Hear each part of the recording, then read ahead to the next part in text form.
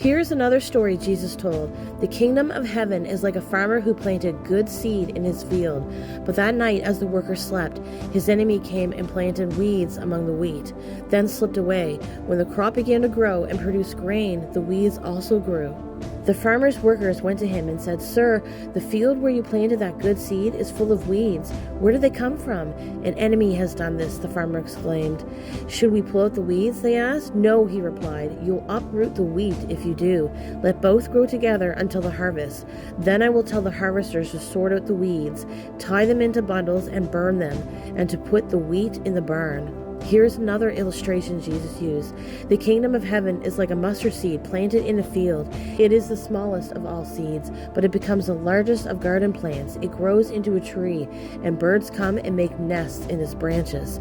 Jesus also used this illustration. The kingdom of heaven is like the yeast a woman used in making bread.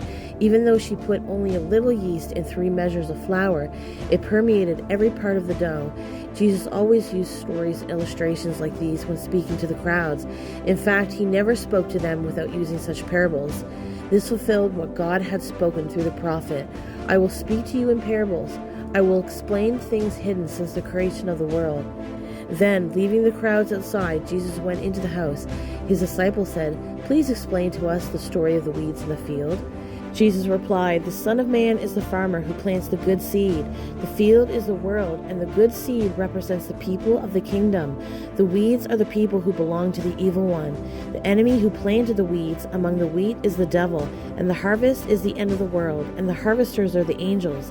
Just as the weeds are sorted out and burned in the fire, so it will be at the end of the world. The Son of Man will send his angels, and they will remove from his kingdom everything that causes sin and all who do evil.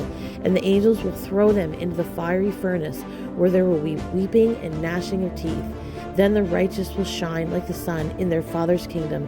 Anyone with ears to hear should listen and understand."